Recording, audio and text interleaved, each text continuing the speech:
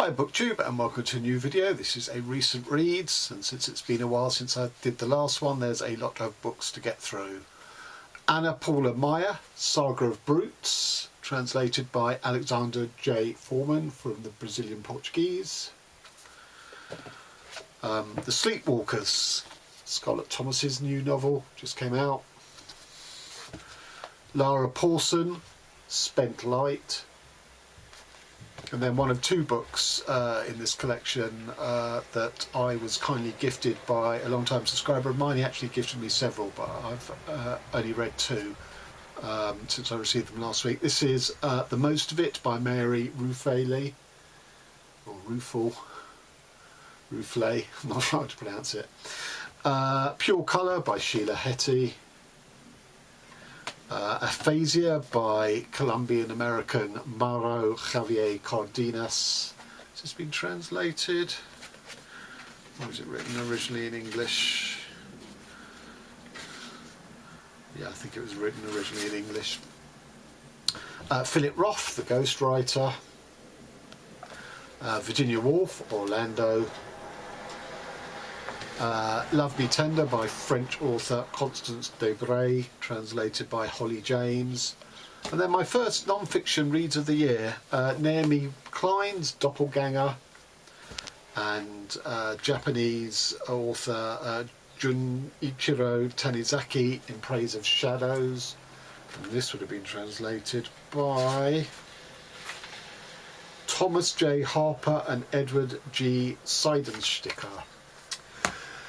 Okay, so I'm going to start with Paula, Maia, Brazilian author, Saga of Brutes. Now, she won this year's Republic of Consciousness Prize for her book Of Cattle and Men, which I shall post my review link to. I read right at the end of last year.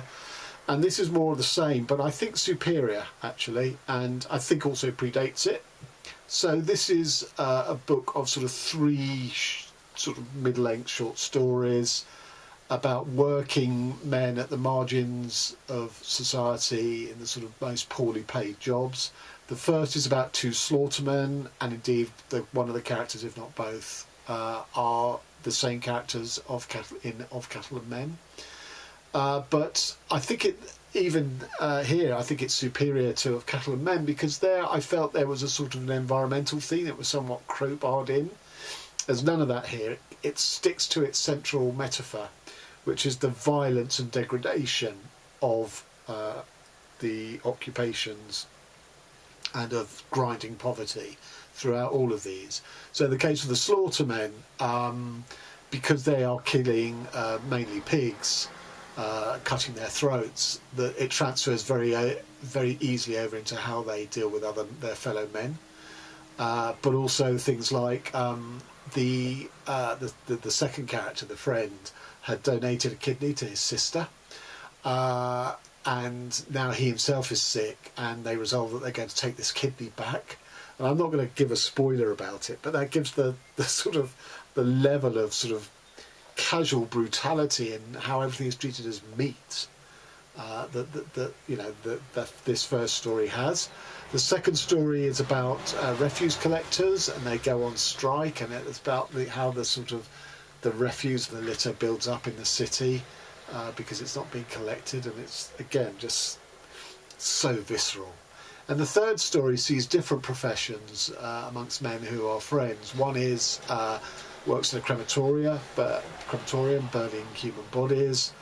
Another is a fireman who's often pulling people out of car wrecks, and often they've caught fire and the people are burnt to a crisp. So again, it's this sort of emphasis on flesh, but on the vulnerability of flesh and how easily life is sort of snuffed out. I just thought this was a terrific collection. 5 stars. And on to Scarlett Thomas's The Sleepwalkers. Now, Scarlett Thomas is one of my favourite authors, but I will say there are two types of Scarlett Thomas novels. One is something like this, Our Tragic Universe, which is very much a book of ideas, very reflexive on the notion of storytelling. This is a book about the possibility of storytelling without story, or the storyless story, and in some ways it's quite difficult read, because your usual expectations of plot are not met at all, but I love this, and this is one of my all-time favourite books. I think it's deeply profound in terms of thinking about novels and fiction storytelling. This, like her previous novel, Oligarchy, works very much at the plot level, and because she's a great writer, it's a fantastic read. But I prefer it, as I say, when on top of the sort of the substructure of plot, you get the superstructure of ideas, to use a Marxist or a Gramscian term. But, you know, as with all Scarlett Thomas's books, this works profoundly well as an enjoyable, engaging read. So the success of this book, I think, is in its structure, where it's a book of letters. It's an epistolary novel, but they're not sort of formal letters in the usual sense. So, for example, there are notes. One of them is written on a paper doily, another's written on a shop receipt. There are sketches, charcoal on paper. There's an audio file that's been transcripted. There's a hotel guest book that's had 4 of its pages written out. So I think the cleverness of that structure. So it's an epistolary novel, but an unusual set of letters. It reminded me very much of Valeria Luiselli's The Lost Children Archive, where there the structure is very much in photos of a road trip, which you don't see until the very end. They're not described, where each of the 4 characters on the road trip is given a camera and told to take photos to remember the road trip. And it's a destructive road trip where this nuclear blended family of 4 is breaking apart, and that's ultimately what the photos are recording. But the whole of the previous book has been that journey of breaking up, and the photos sort of are the punctuation, the period points on that. It's just brilliant, and I felt that this was very similar, because you're being told the story ostensibly through these letters, but you're really just getting a plot that isn't broken up by all these different recordings of it, and it's only right at the end that it comes together that you see how all these different forms of written media build like a jigsaw, like a mosaic, into the plot. So the plot is basically, it's a honeymoon, a 2-part honeymoon in Greece. The first is with the husband and wife and their the man's best friend and his latest partner, and then after a week they leave, and the married couple move to this sort of, it's a hotel, but it's in a sort of like a villa, and the wife is there to obviously they're on honeymoon, but she's also there, she's got a writing deadline to meet, and it's a marriage that's doomed from the start. It was actually doomed from its wedding day. That is teased to us as to why, and there's lots of different reasons behind it. So the main one is that they're completely incompatible, really. That the young woman who's 30, who's a writer, recently successful writer, she started out as an adult in her adult life as she was the housekeeper to this guy's parents, and she starts an affair with the father. So she not only ends up marrying the son, but she's had an ongoing affair with the father. So there's some inbuilt difficulties for the relationship there. But actually, she's a much more rounded, living in the world, has understood, you know, the challenges that life throws at you than the son that she married, her husband, who seems a sort of very sort of sheltered, privileged, entitled guy, and I did wonder why they ever got together, really, because they seem utterly unsuited to each other. So when they're in this villa hotel, they hear of a story of the Sleepwalkers, where basically a guy has sort of sleptwalked out of the hotel and disappeared, and his wife wakes up to find him not in the bed, and, you know, goes chasing after him and finds him in the sea and goes out to try and save him. They both end up drowning. And there are echoes of that story in the marriage here. I mean, again, I can't really give spoilers. It paints the picture of Greece and of that sort of... in my debut novel, A, B and E, I wrote how English tourists preying upon sort of Greek resorts is like a sort of neo-colonialism, whereby they expected and demanded everything to fit in with their sort of English cultural values. this is quite nice in that it preserves the Greekness of the island. I think they're right, yeah, of the island, in the face of these sort of foreign tourists. And again, it sort of reminded me slightly of The Secret History by Donna Tartt, and also John Fowles's the Magus in that sort of Greek location. So there's a lot of really good stuff about, in a way, this clash of values between Greekness and, in this case, Britishness. So it is really, really good. But as I say, it never really rose above the level of its plot and its structure. It didn't delve into more sort of wider philosophical ideas in a way that this and other of her books do. So I give it 4 stars, but it's highly enjoyable. And on to Lara Pawson's Spent Light, which really is a shock to the system when you read it. If you go in with no preconceptions, and I appreciate me talking about this book will give you preconceptions, but anyway. It's a woman who is well-travelled, presumably based on Lara Pawson herself, who was a BBC foreign correspondent and has spent a lot of time in other countries. And the character starts this novel whereby her elderly neighbour has just become widowed, or he's a widower, and he offers her, his next door neighbour, the main character here, his toaster that he no longer needs. And like Nicholson Baker's early novels like The Mezzanine, there's a sort of forensic, almost like a blind person running their hands over the toaster, over all its elements and all the associations that it sort of throws up of the lights and the dial and all these sort of stuff lead into other associations. And throughout this book, it is a book of associations of mainly household objects. Spark off in her all these sort of resonances and ramifications of things that she's seen in her life, particularly abroad, of torture, of waterboarding, of concentration camps, of conversations she's had with people who've escaped from countries like Libya or like Russia, Latvia. Is it Latvia or Lithuania? I think it's Lithuania. And it's just the shocking how it veers from these sort of everyday domestic into this sort of, you know, global sort of human atrocities, really. And I just think it's superbly done. You know, it keeps you off balance the whole time. A lot of these things are tweaked in her own mind. She seems to have a masochistic streak running through her. And she keeps all these weird and wonderful objects like sort of toenails that have sort of fallen off bruised toes and things like that. She's almost like one of those sort of black museums that medical hospitals have, of sort of jars with sort of diseased limbs and stuff. She doesn't have that, but she has a domestic version of it. I just love this book. I was thrilled by its sort of shocking nature, really. So just to give you an example, she's talking about marigold gloves, you know, used in washing up. Those gloves, why do I assume they're for women's hands?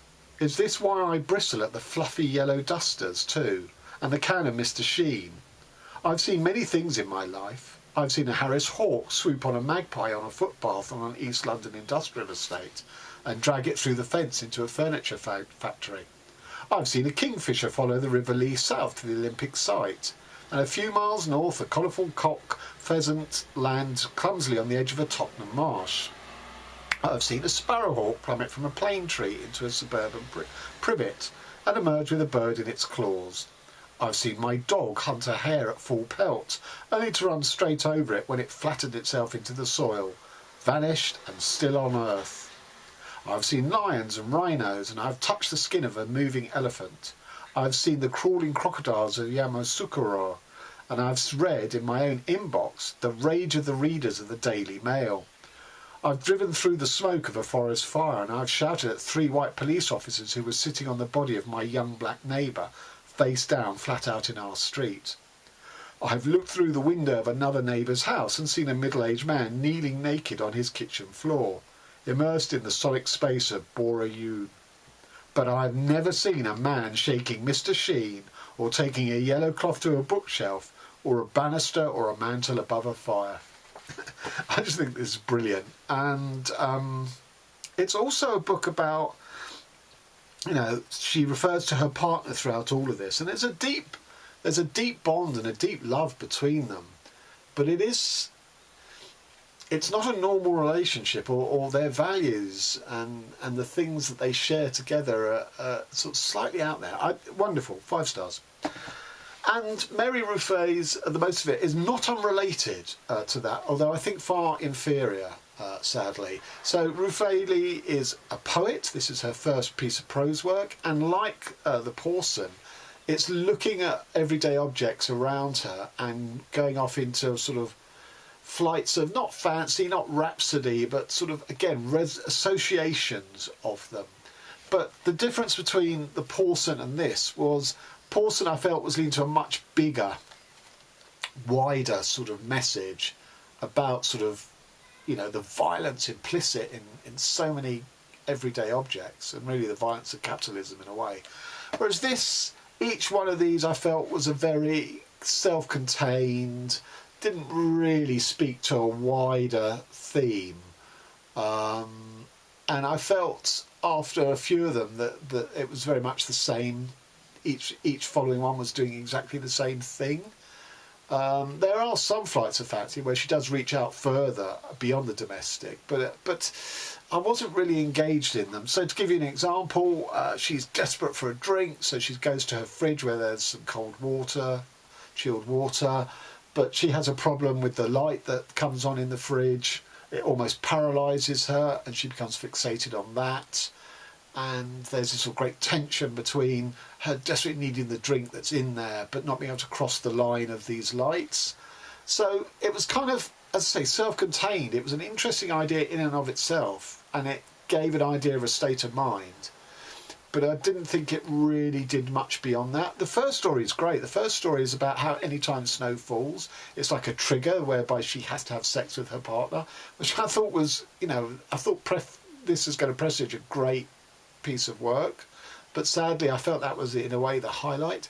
I gave it 3 stars. And on to Sheila Heti, Pure Colours. This is my first Sheila Heti. And I think probably she's not an author for me, so probably my last.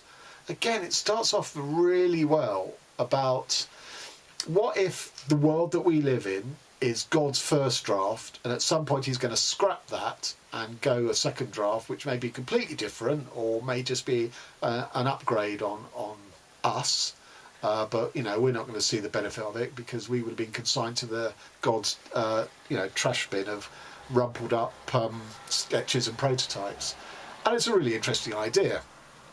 And there's lots of epigrammatic observations which are sort of philosophical nuggets, and I dotted throughout this, and I really, really like them. But the problem is, ultimately, it came down to questions of what it is to be human, which I thought she gave rather trite answers to.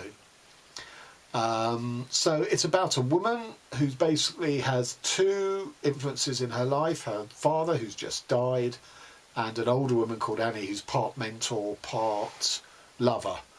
And it seems that now that her father has died, she wants to preserve him in her, and in a way, she, rather than he entering her inside her soul or whatever, she finds ways to enter his status in death, that she's in his soul, which I found unconvincing. This whole notion of being filled up by others and that equates to love. No, I mean, I don't really get on with that notion anyway.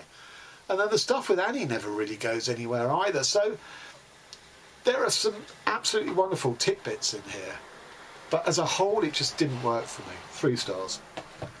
And on to Aphasia by Javier Cardenas. This book, I think, thinks it's cleverer and hipper than it actually is.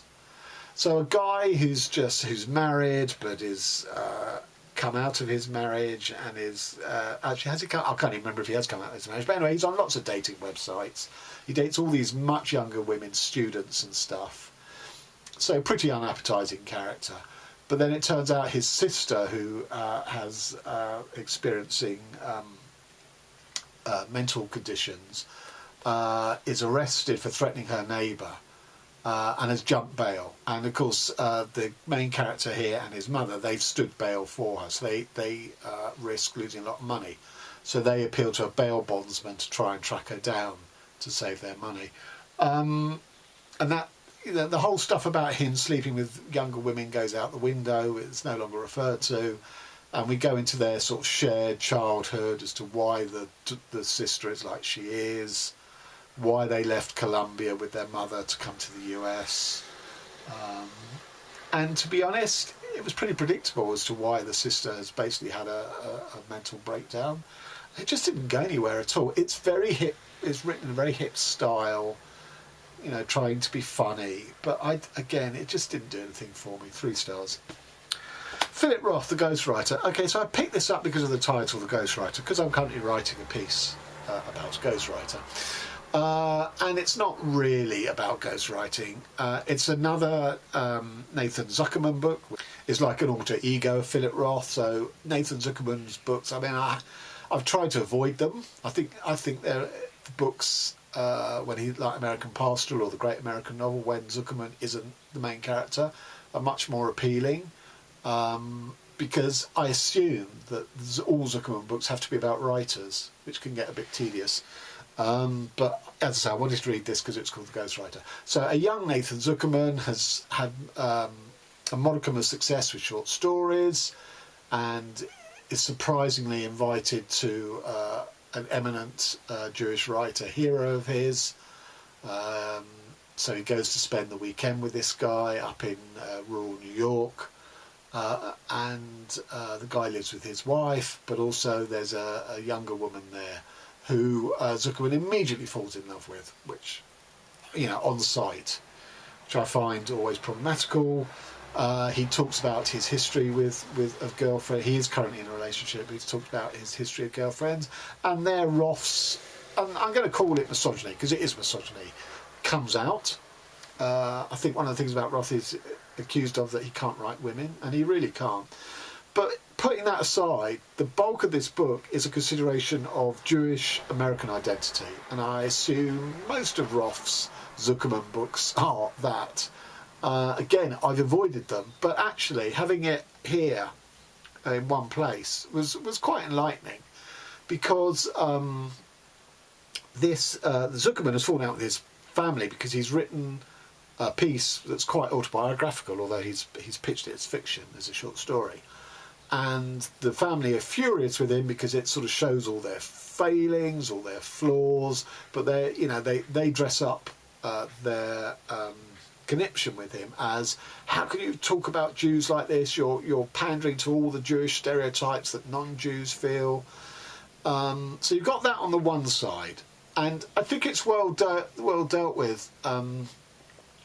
Because he's basically accused of being third only to Hitler and Stryker, who was the guy who wrote, I can't remember what it's called now, but the most virulent anti-Semitic Nazi newspaper. He was the editor, Stryker, which is a thing that within the Jewish community you always run the risk of being told you're betraying your community, and what could be more apposite now than with the war going on in Israel-Palestine, that those who speak out on the side of the Palestinians are almost excommunicated by the Jewish community. The diasporic Jewish communities insist on 100% loyalty to the cause of Israel, and it does place dissident Jewish viewpoints in a very tricky position.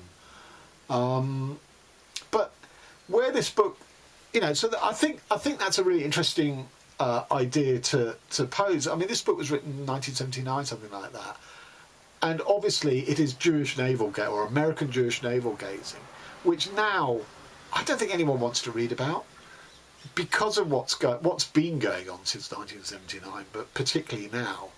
It's an indulgence. The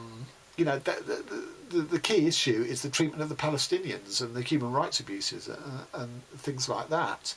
So this seems very sort of marginal and self-involved. But where it gets really weird is that this woman, the young woman who is basically sorting out the older writer's archive, she seems to think that she's Anne Frank, that she survived the Holocaust. Of course, the only member of that family who survived was Otto Frank, the father, Anne Frank's father, who did survive.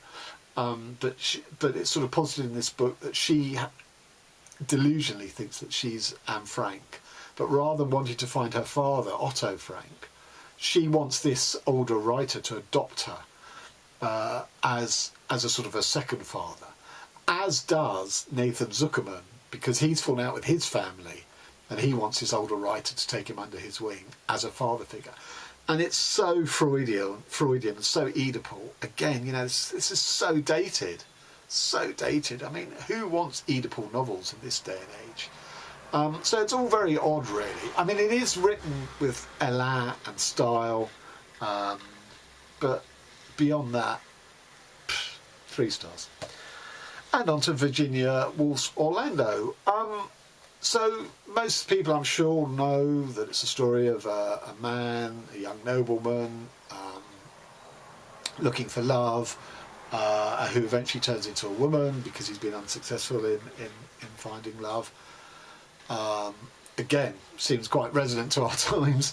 But there's a lot more to this book that I found a real pleasant surprise. So the first thing to say is it's really good on its sort of a day in the life of, because this character Orlando moves from the mid 1500s through to 1928, and you get a real, I mean, Woolf does really well this sort of trail of how technology sort of changes, especially around light. You start with candles, you end up with electricity, you've had oil lanterns, things like that. It's really good. It's really a good eye on, you know, historical times, just the sort of day-to-day living, I felt. So that's one thing. The second thing is she asked the question, as a writer, if you are sat down at a desk in pursuit of writing, you're not living life. Therefore, how can you be said to be writing about life? Because you don't do it yourself. You cut yourself off from it. And throughout this novel, Orlando wants to be a writer, and is constantly refining this story called The Oak Tree. Periodically feels totally bereft. He's not up to, or she's not up to the job, and instead, therefore, surrounds themselves in the company of other writers. Maybe some of it will rub off. Maybe some of the enthusiasm will be reignited by doing so.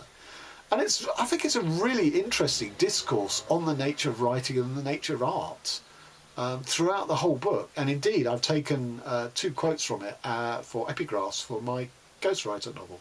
So I thought this was, it's not as difficult to read as her more postmodern work. 4 stars, really enjoyable.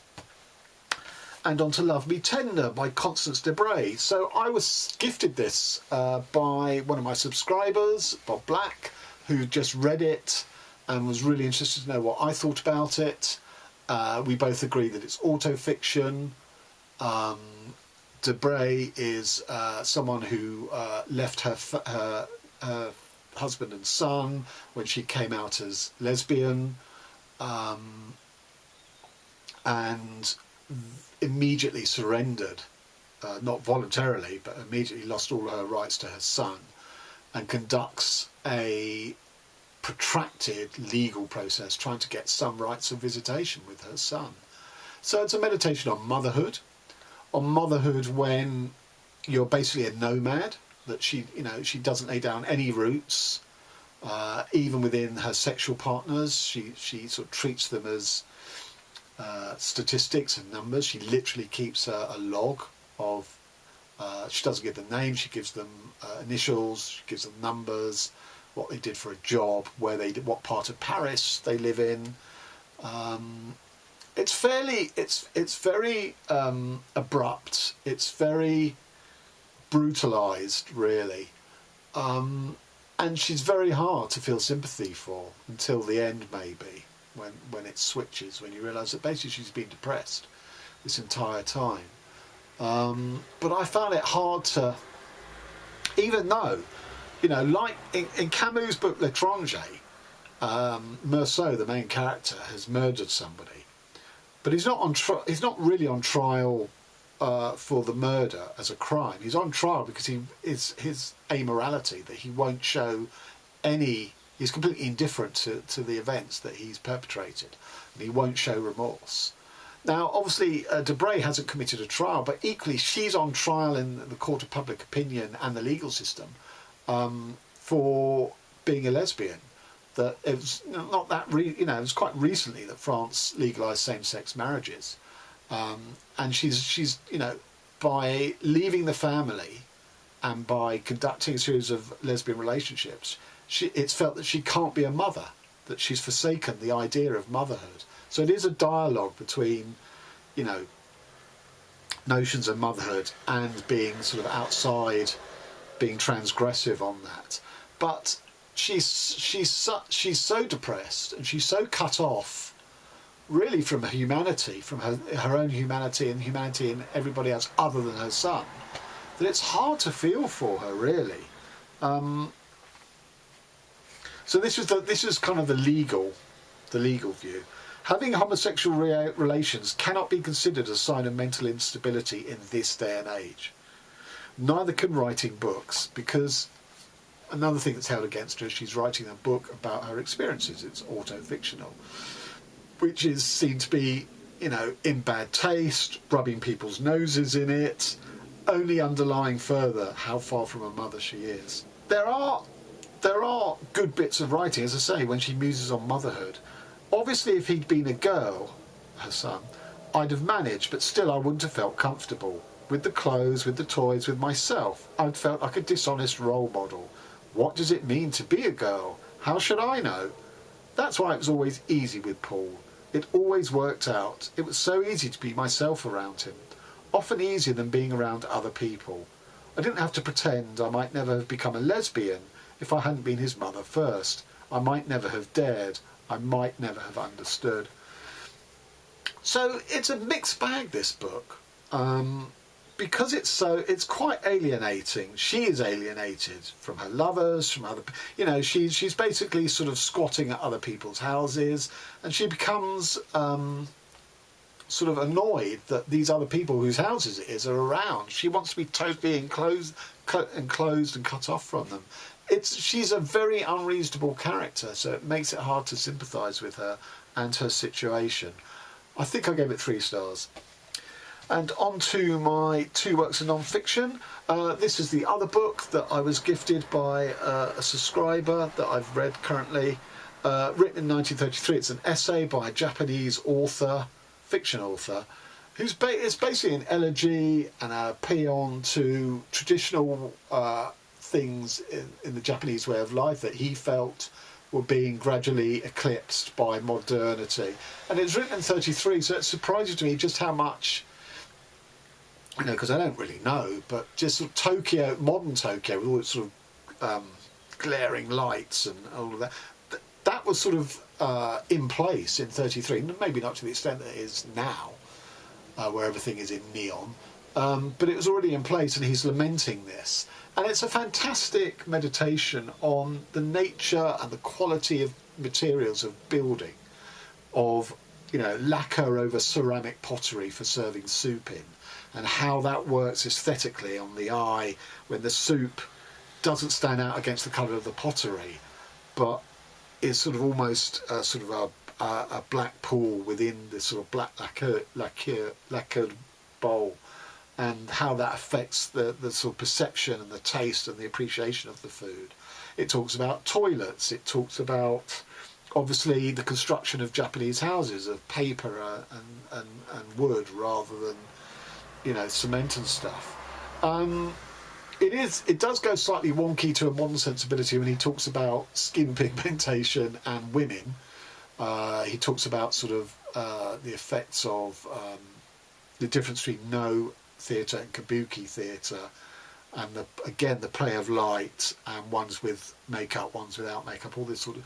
It's really interesting. It is slightly dated, but it's so alien to my way of being and my way of living that I really appreciate it.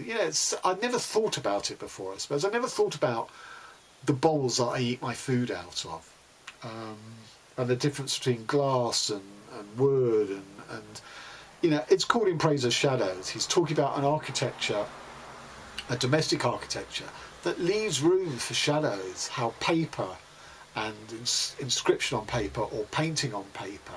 You know, how the Japanese aesthetic is different to the Western aesthetic, and the quality of the whiteness of the paper is different and stuff.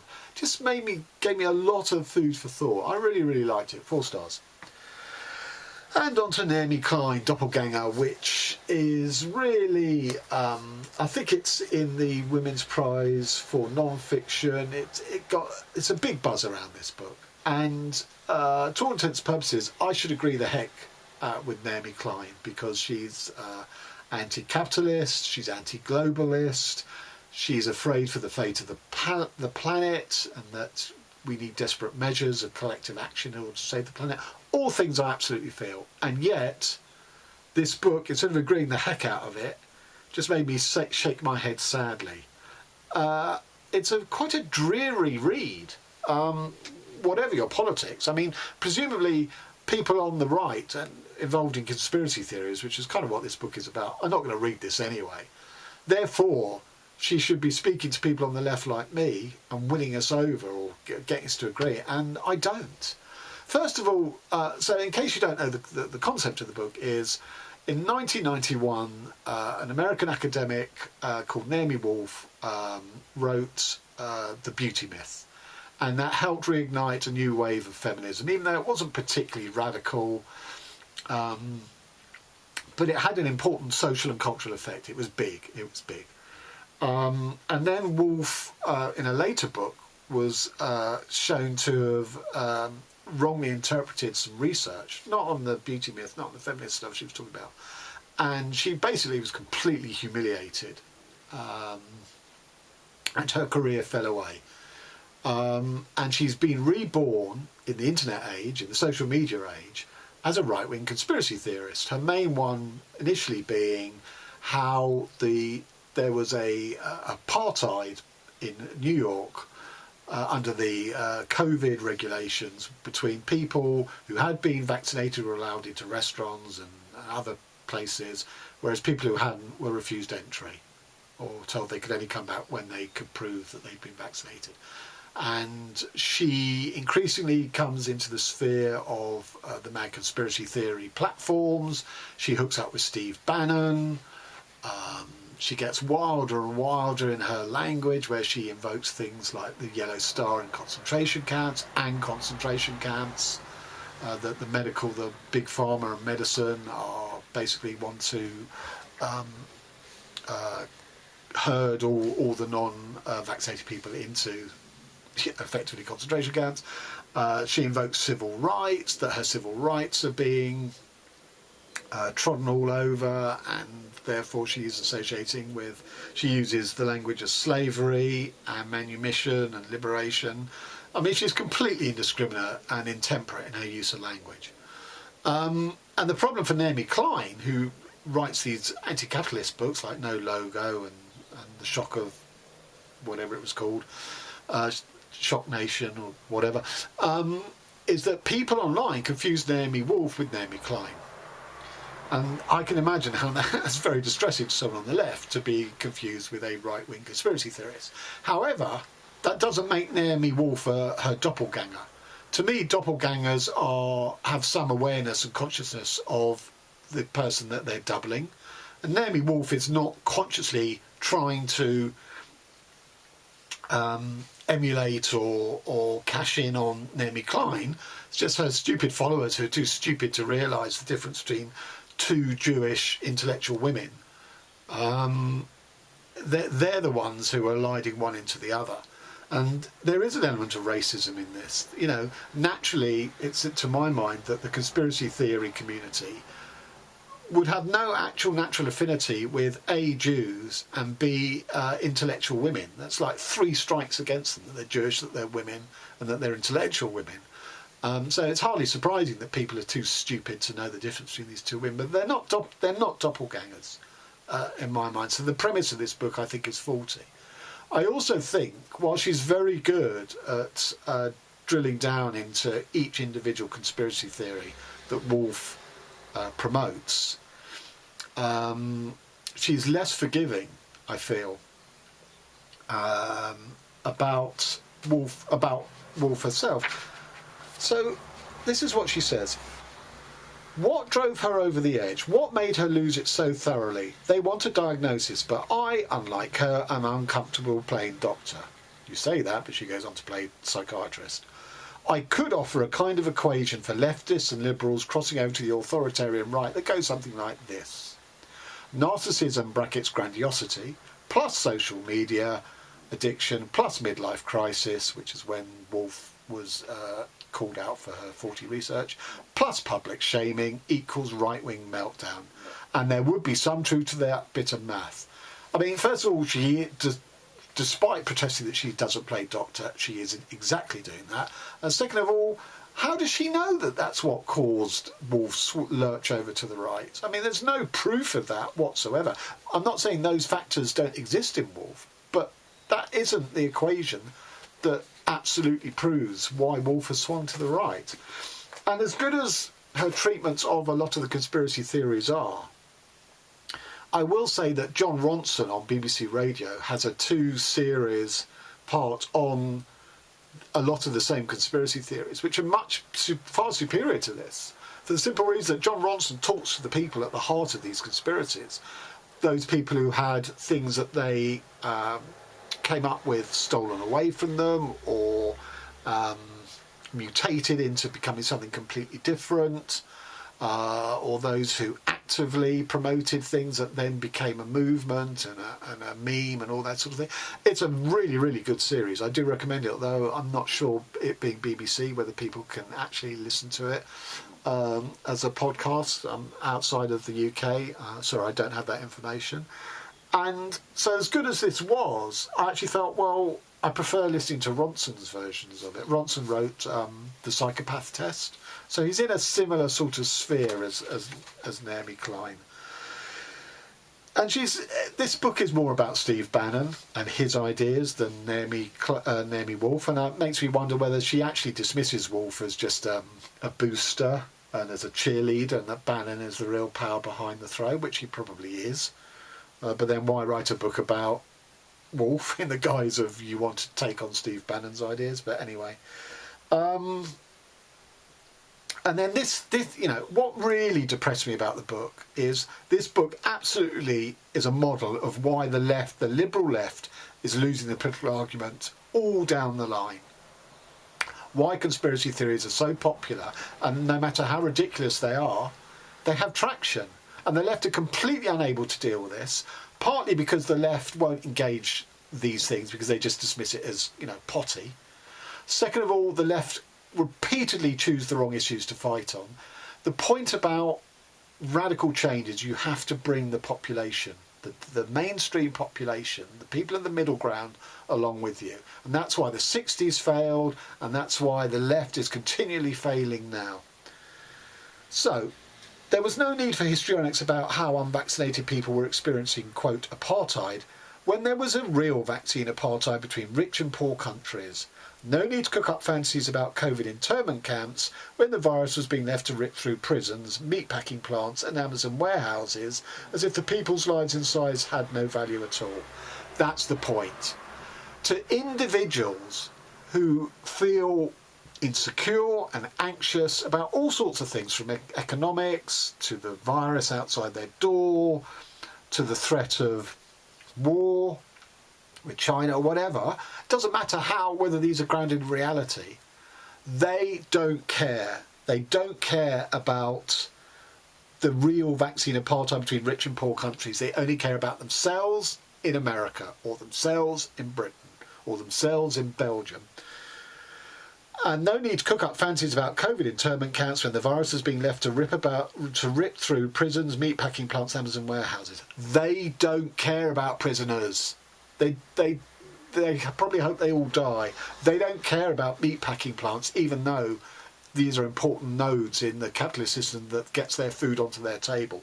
They don't care about Amazon warehouse staff dying, being exposed, even though they use Amazon every day. And that is the left's great failing. That, its solutions are always collective.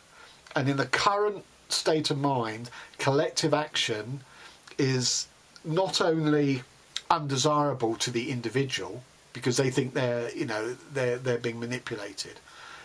it's equated with communism, but not Bolshevism, because that's gone. It's equated with Chinese communism, the CCP, who are involved in every single conspiracy, who are a piñata for every conspiracy theorist to beat with. Now, China is an autocratic state. It has very little to do with socialism and communism. Indeed, as did Bolshevism. I mean, most Americans who cry foul at communism don't know what communism is. And there really is a question, as in the sort of second decade of the 21st century, how relevant communism is to our own lives, other than as a stick to beat the left with. Again, the left have not dealt with this, have not addressed this.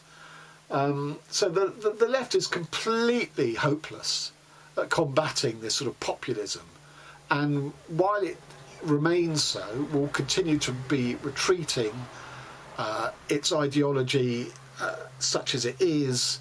You know, all Klein offers in the final chapter is a couple of examples of 1930s Vienna.